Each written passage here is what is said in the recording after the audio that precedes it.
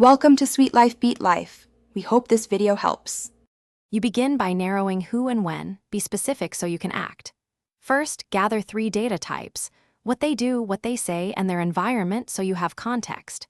Then, conduct short, focused observation blocks of 15 to 30 minutes and record notes or voice memos. This avoids assumptions and surfaces clues quickly. Once done, compare immediate patterns. If you see repeated friction points, flag them for the next step, where you test interpretations in low-risk ways. Now you probe intentionally to turn observations into evidence.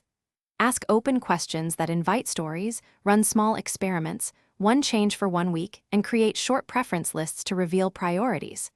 Make sure to measure responses, behavior changes, explicit feedback, or silence.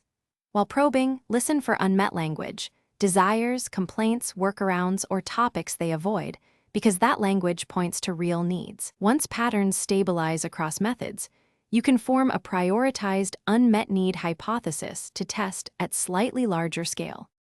You finish by translating evidence into action.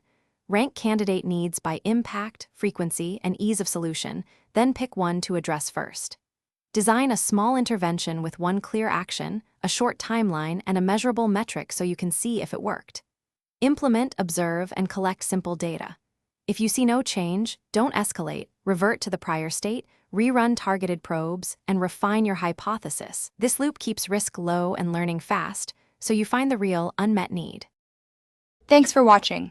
Consider subscribing if we helped you.